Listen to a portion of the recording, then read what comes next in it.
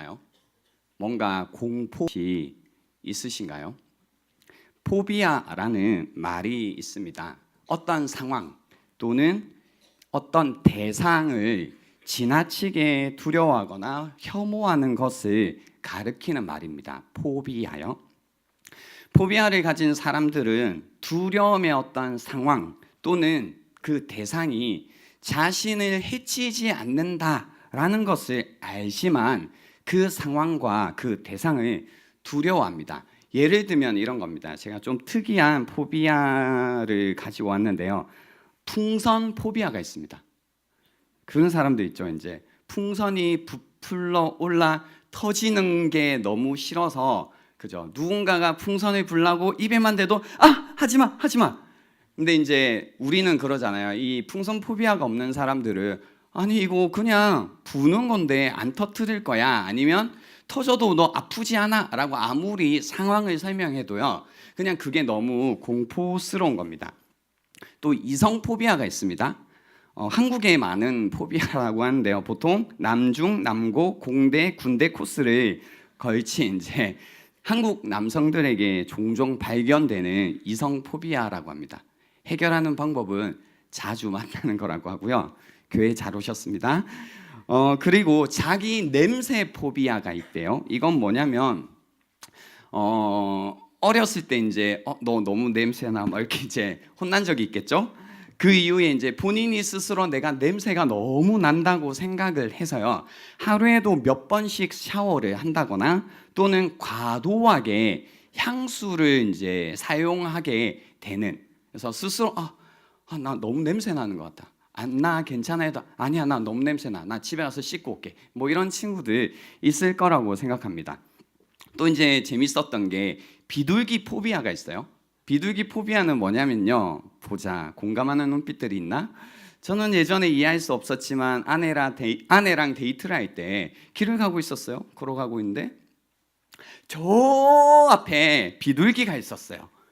근데 아내가 그걸 보고 얘기하는 거예요. 돌아가재요. 바로 저긴데, 가야 되는 곳이 저기 비둘기가 있다고, 돌아가재요. 그래서 제가 그랬죠. 걱정하지 마, 내가 보호해 줄게. 아니면 우가 아니야, 있어봐,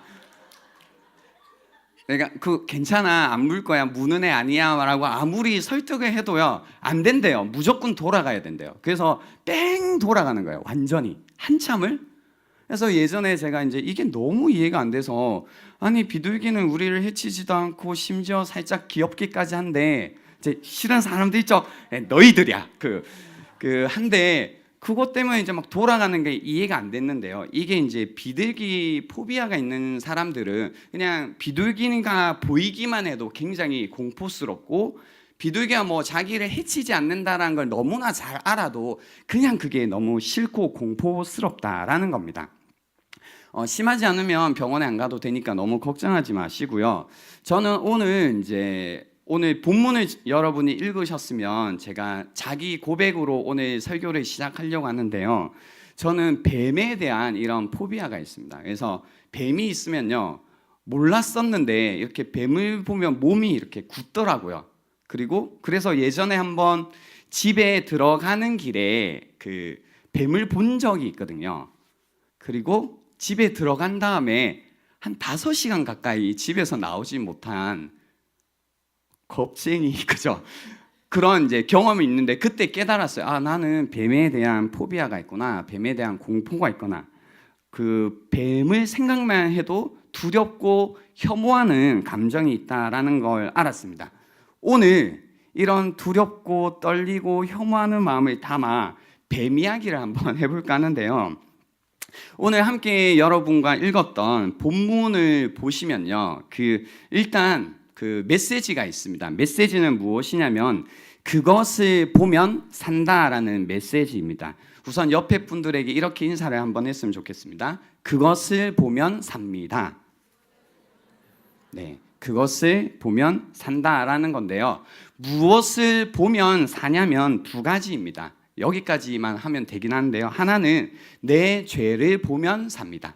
두 번째는 예수 그리스도를 보면 삽니다. 이 두 가지를 보면 사는데요. 오늘 일단 그 내용을 한번 풀어보면요. 내용 이해를 돕기 위해 후다닥 줄거리 이제 풀이 시간을 갖자면 그겁니다. 하나님께서 모세라는 인물을 통해서 오랜 기간 동안 노예로 고통을 당하고 있던 이스라엘 자손을 이집트로부터 구출해내십니다. 일명 뭐예요? 출애굽 사건. 그 이후에 시내산에서 이 이스라엘 자손들과 하나님께서 언약을 맺고 이 언약을 맺은 다음에 약속의 땅 어디죠? 가나안으로 들어가려고 해요. 들어가려고 시도하는데 이 불신앙으로 인해서 바로 가나안 땅에 들어가지 못하고 38년 가량 광야에서 이제 헤매게 됩니다.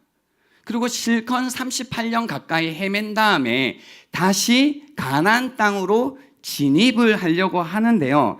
그 길목에서 에돔 왕이 그 길을 막는 겁니다. 이게 오늘 읽었던 민수기 앞에 나오는 장면인데요. 민수기 20장 21절에 보시면 에돔 왕이 이같이 이스라엘이 그의 영토로 지나감을 용납하지 아니하므로 이스라엘이 그들에게서 돌이키니라라는 거죠. 그러니까 38년 동안 헤맸어요.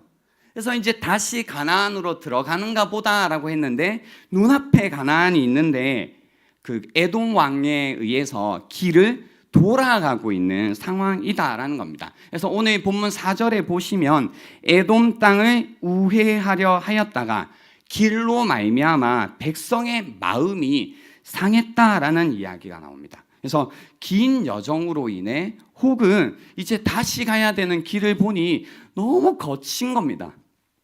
그 거친 길로 인해 마음이 상했다라는 이야기를 하고 있는 겁니다. 목적지가 눈앞인데 틀어지는 상황에 의해서 마음이 상했다라는 거죠.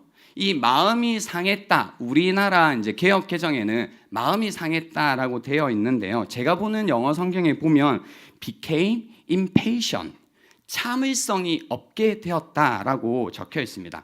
다른 말로는 짜증이 났다라는 거고 여러분이 이제 가슴에 팍 와닿는 단어로는 빡쳤다라는 뜻입니다. 돌아가야 하니까 그랬나 봅니다. 이해가 되죠. 이제 예를 들면 이런 겁니다. 내가 열심히 준비했던 오랜 기간 동안 준비했던 이제 그 취업이 있어요. 취업을 이제 하는데 3차까지 면접이 있는 겁니다. 1차가 되고 2차가 되고 이제 3차 면접만 되면 되는데 그 3차에서 똑 떨어진 겁니다. 그러면 이제 또 다시 그 마음 든 거죠. 이렇게 오랫동안 준비해서 여기까지 왔는데 이 3차에서 막혀가지고 내가 다시 돌아가야 되는구나 라는 그 상황. 이러면 이제 마음이 상할 수밖에 없다라는 겁니다. 무언가가 우리의 삶에서 틀어지기 시작하면요 마음이 상한다라는 거죠. 특히 에돔과 같은 상황에 의해서 삶이 방해를 받고 삶이 우회하게 되면 지금까지는 참아왔지만 더 이상 참기가 힘들고 짜증이 난다라는 겁니다. 마음이 상한다라는 겁니다. 여러분은 이렇게 마음이 상하실 때요 어떻게 그 마음을 표현하시나요? 뭐 누군가는 이렇게 저렇게 하시겠지만 이스라엘 백성들은 이런 상한 마음을 5절로 표현을 했습니다. 5절을 같이 보시면요 백성이 하나님과 모세를 향하여 원망하되 어찌하여 우리를 애굽에서 인도해 내어 이 광야에서 죽게 하는가? 이곳에는 먹을 것도 없고 물도 없도다. 우리 마음이 이 하찮은 음식을 싫어하노라 하매라고 해서요 이 상한 마음을 원망으로 표현합니다. 불평을 터뜨리게 되는 겁니다. 원망이 계속 흘러나오는 겁니다. 왜 구출했냐? 이럴 거면 이렇게 내 삶이 안 될 거면 왜 굳이 여기까지 인도했냐라는 거죠. 그냥 처음부터 가만히 두지 왜 구출해가지고 내 삶이 어차피 이렇게 안 되는 인생이라면 광야에 있게 할 거라면 왜 이렇게 뒀냐라는 겁니다. 그리고 굉장히 심각한 한마디를 하게 됩니다. 그게 뭐냐면요 이 말입니다. 우리 마음이 이 하찮은 음식을 싫어하노라라는 이야기를 합니다. 여기서 말하는 음식이라는 것은 만나를 가리킵니다. 지금 그들은 40년 동안 주어진 하나님의 신실한 돌보심의 증거요, 일상의 기적이 된 이 은혜의 만나라는 것을 뭐라고 표현했냐면요, 하찮은 음식이라고 표현합니다. 그것이 싫다라고 하는 겁니다. 이 싫다가 보통 센 표현이 아니고요, 진짜 싫다, 완전 내 이거 혐오한다, 극혐이다라는 표현을 쓰고 있는 겁니다. 주님이 주신 최고의 선물, 주님이 허락하신 최고의 은혜를 가르쳐 이 사람들이 이 은혜의 가치를 잃어버리고 오히려 그 은혜를 향해 이 하찮은 것, 이까짓 것이라고 표현한다라는 겁니다. 그 하찮은 하나님의 은혜가 사라진 세상이 이 고백으로 인해 다음 절부터 펼쳐지기 시작합니다. 죽음과 악과 죄를 상징하는 불뱀을 하나님께서 보내십니다. 여기서 보내다로 쓰인 히브리어는 보내다라는 뜻뿐 아니라 렛고, 내버려 두다라는 의미를 가지고 있습니다.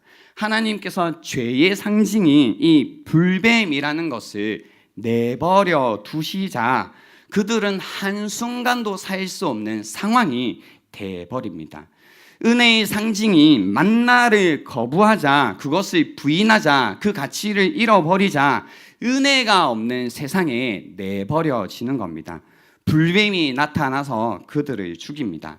불뱀으로 인해 죽습니다. 그래서 죄를 내버려 두심이 심판이 되는 겁니다. 들으셨나요? 죄를 내버려 두심이 심판이 되는 겁니다. 동일한 맥락에서요, 로마서에도 비슷한 말씀이 있습니다. 로마서 1장 21절 말씀부터 보시면요, 이런 말씀이 있습니다. 하나님을 알되 하나님을 영화롭게도 아니하며 감사하지도 아니하고 오히려 그 생각이 허망하여지며 미련한 마음이 어두워졌나니 스스로 지혜 있다 하나 어리석게 되어. 스스로 지혜 있다 하나가 뭐냐면 스스로 선악, 좋고 나쁜 것들을 판단한다는 겁니다. 그러자 썩어지지 아니하는 하나님의 영광을 썩어질 사람과 새와 짐승과 기어다니는 동물 모양의 우상으로 바꾸었느니라. 24절. 그러므로 하나님께서 그들의 마음의 정욕대로 더러움에 내버려 두사 그들의 몸을 서로 욕되게 하게 하셨으니. 26절. 이 때문에 하나님께서 그들을 부끄러운 욕심에 내버려 두셨으니 곧 그들의 여자들로 순리대로 쓸 것을 바꾸어 영리로 쓰며. 27절. 그와 같이 남자들도 순리대로 여자 쓰기를 버리고 서로를 향하여 음욕이 부릴 듯하며 남자가 남자와 더불어 부끄러운 일을 행하여 그들의 그릇됨에 상당한 보응을 그들 자신이 받았다라고 하는 거죠. 그래서 28절에 보시면 또한 그들이 마음에 하나님 두기를 싫어하며 극혐하며 하나님께서 그들을 그 상실한 마음대로 내버려 두사 합당하지 못한 일을 하게 하셨으니 곧 모든 불의, 추악, 탐욕, 악의가 가득한 자요 시기, 살인, 분쟁, 사기, 악독이 가득한 자요 수군수군하는 자요 비방하는 자요, 비방도 죄입니다. 하나님께서 미워하시는 자요, 능욕하는 자요, 교만한 자요, 자랑하는 자요, 악을 도모하는 자요, 부모를 거역하는 자요, 우매한 자요, 배약하는 자요, 무정한 자요, 무자비한 자라. 그들이 이 같은 일을 행하는 자는 사형에 해당한다고 하나님께서 정하심을 알고도 자기들만 행할 뿐 아니라 또한 그런 일을 행하는 자들을 옳다 하느니라 라는 이 로마서 말씀이 있는 거죠. 죄를 내버려 두심이 심판이 된다라는 겁니다. 하나님께서 내버려 두시자 불뱀으로 인해 죽었다라는 겁니다. 그 죄로 인해 죽는다라는 겁니다. 그래서 여기서 우리가 한 번쯤 생각해 봐야 될 것은 무엇이냐면 이겁니다. 우리가 뭐 은혜를 자꾸 이야기하지만 은혜가 아닌 게 아니고요. 이 심판에 대한 오해가 뭐냐면 여러분이 이제 그리스도인으로서 살다 보면 죄를 지을 때가 있죠. 여기서 이야기한 것처럼 어떤 불의, 추악, 탐욕, 뭐 정욕, 뭐 미워하고 비방하고 뭐 이런 여러 가지 죄들을 지을 때가 있는데, 그런 거죠. 뭔가 내가 죄를 지으면 하나님께서 천벌을 내리시거나, 아니면 내가 죄를 지으면 사고가 나거나, 혹은 뭔가 잃어버리게 되거나, 이런 일들이 일어나면, 그죠? 하나님 진짜 무섭다, 나 다시는 죄를 짓지 말아야겠다, 뭐 이렇게 생각하는데, 우리의 현실이 어떠냐면 죄를 실수로 범했는데 괜찮은 거예요. 뭐지? 괜찮은 건가? 그리고 동일한 죄를 또 저지르지만 또 괜찮은 거죠. 살만한 거죠. 예상했던 뭔가 번개치는 일도 없고, 뭔가 길을 가다가 교통사고 나는 일도 없고, 괜찮은 것 같은 거죠.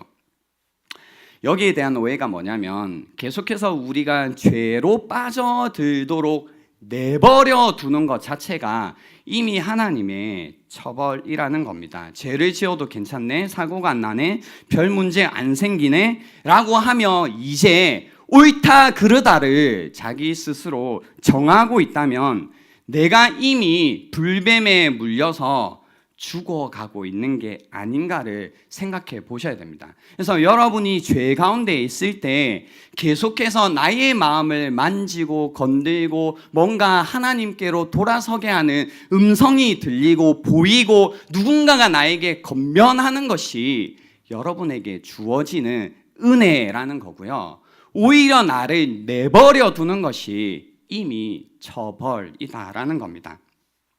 은혜가 없는 삶, 죽음이 코끝까지 닥치자 백성들이 모세에게 부탁을 합니다. 주님께 기도해 달라고 해요. 백성들의 요구가 무엇이었냐면요, 이거였습니다. 이 뱀들을 우리에게서 떠나게 하소서라고 요구를 해요. 뭐라고 요구했다고요? 이 뱀들을 우리에게서 떠나게 하소서. 근데 주님의 응답이 뭐였는지 아세요? 여러분? 어떻게 하셨는지 아세요? 보시면 이겁니다. 불뱀을 만들어 장대 위에 매달아라. 물린 자마다 그것을 보면 뭐라고요? 살리라 라고 하신 거죠. 여러분, 이 요구와 이 응답이 좀 이상하지 않으세요? 그러니까요, 우리가 이제 주일학교 출신들은 그냥 백성들이 불평해서 하나님이 화나가지고 불뱀이 나타나가지고 물려가지고 죽으려고 하니까 하나님이 용서해 주시고 살아났대, 이렇게 이해하고 있지만, 사실 이 이야기를 여러분이 계속 읽어보시면 요구한 것과 하나님의 반응이 좀 달라요. 그러니까 백성이 요구한 건 뭐예요? 뱀들이 떠나가게 해달라고 했죠. 그러면 우리가 예상하는 응답은 뭐예요? 뱀들이 떠나가더라, 이거잖아요. 근데 오히려 하나님께서 뭐라고 응답을 해주셨냐면, 불뱀을 만들어 장대 위에 매달래요. 그리고 물린 자마다 그것을 보며 산다라는 이야기를 하시는 거죠. 뭔가 이상한 얘기입니다, 사실. 왜 뱀을 떠나게 하신 게 아니라 오히려 그 뱀을 만들라고 하시지? 그리고 그것을 보면 왜 산다고 하시지? 사실 여러분이 곰곰이 생각해 보시면 특이한 이야기입니다. 그래서 9절에 보시면요, 실제로 어떻게 되냐면 모세가 불뱀 모양의 놋뱀을 만듭니다. 그리고 장대 위에 다니 뱀에게 물린 자마다 놋뱀을 쳐다본 즉 모두 살더라라고 결론이 납니다.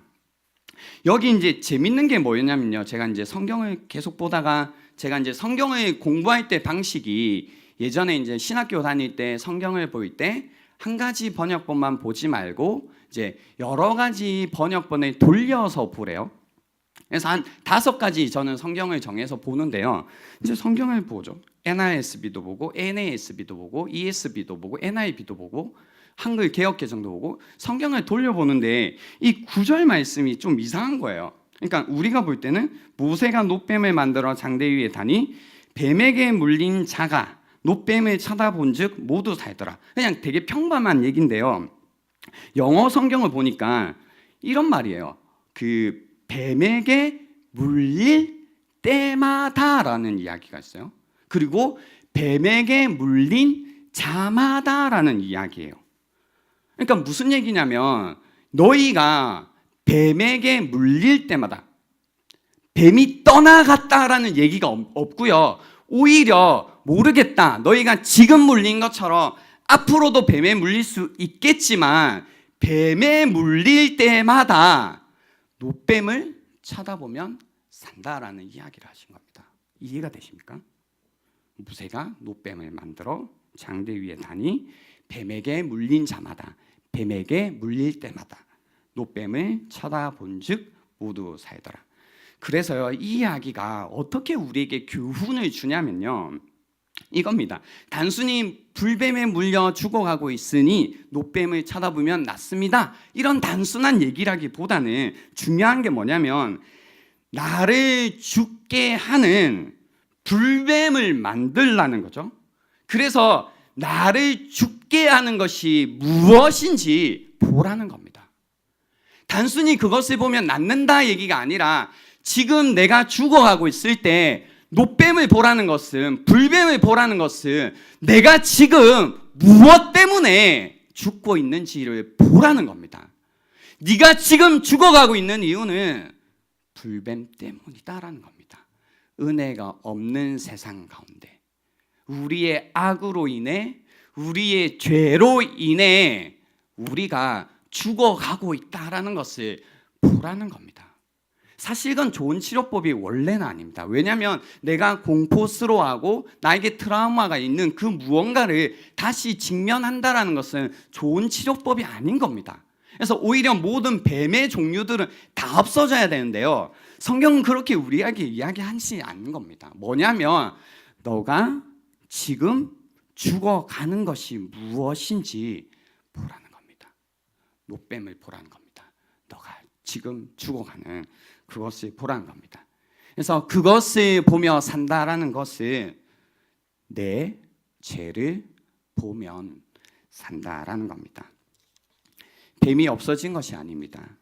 우리가 무엇 때문에 죽고 있는지 알아야 된다는 겁니다. 우리의 죄를 보는 것이 사는 거다라는 이야기가 나와 있습니다. 그래서 요한복음 3장에 보면요, 이 스토리가 그대로 인용되어 있는데요, 요한복음 3장 14절 말씀에 주님이 이런 말씀하십니다. 모세가 광야에서 뱀을 든 것 같이 인자도 들려야 하리니 라는 말씀이 있습니다. 그리고요, 고린도후서 5장 21절 말씀에 이런 말씀이 있어요. 하나님이 죄를 알지도 못하는 이를, 예수 그리스도죠, 우리를 대신하여 죄로 삼으셨다라는 거죠. 그러니까 죄가 전혀 없으신 예수님이 죄가 되어서 십자가에 달려 계시다라는 겁니다. 그래서 예수 그리스도를 바라볼 때 우리가 내 죄를 먼저 봐야 된다는 겁니다. 그래서 십자가를 보며 우리가 보여야 하는 것을, 봐야 하는 것은 사랑 이전에요, 내 죄라는 것을 먼저 봐야 된다는 겁니다. 내 죄가 보여야 산다라는 겁니다. 뱀을 혐오하고 미워하고 싫어하는 것처럼 나를 대신하여 죄가 대신 주님을 바라보면서 내가 무엇 때문에 죽어야 하는 존재인지를 먼저 보라는 것입니다. 그래서 그 죄가 미워지고 혐오스럽고 고통스럽고 주님 이 죄가 떠나가게 해 주십시오라는 그 안타까운 탄식이 우리 안에 있어야 된다는 겁니다. 그리고 그 탄식이 우리 안에 있을 때 그것을 보며 산다라는 겁니다.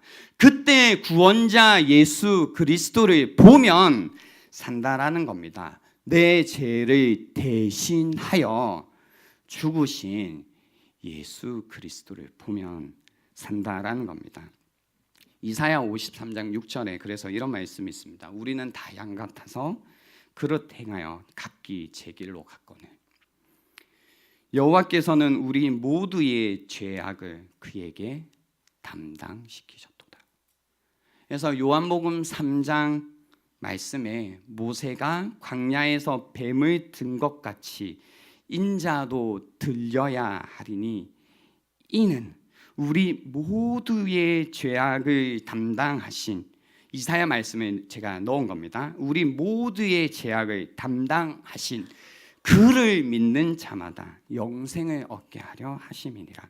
하나님이 세상을 이처럼 사랑하사 독생자를 주셨으니 이는 그를 믿는 자마다 멸망하지 않고 영생을 얻게 하려 하심이니라 라는 말씀입니다.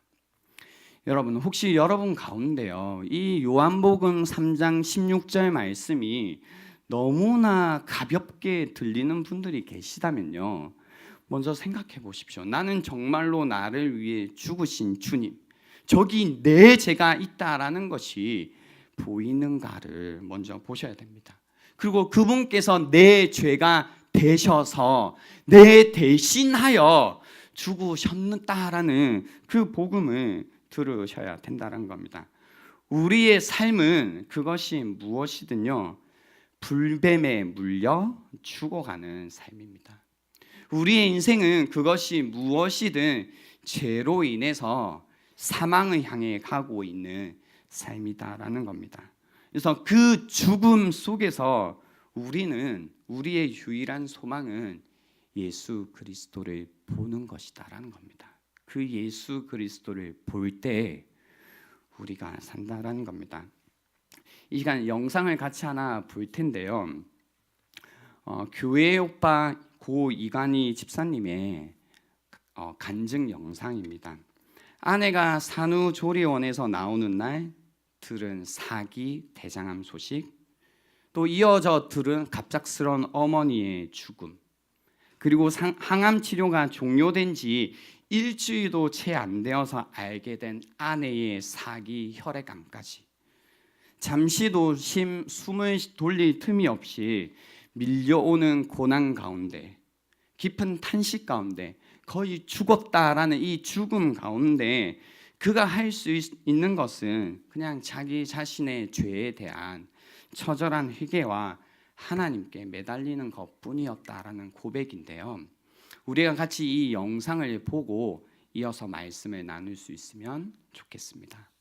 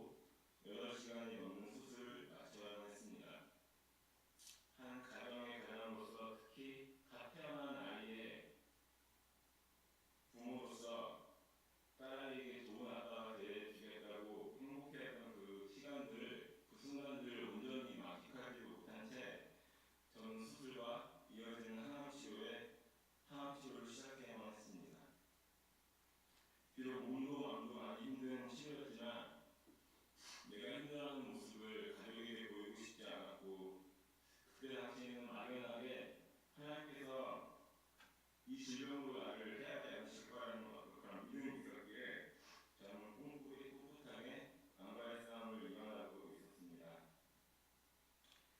그러던 와중에 저를 절망에 나가고 몰아가는 사건이 일어났습니다. 사랑하는 아들이 대장암 사기에 음악선이라는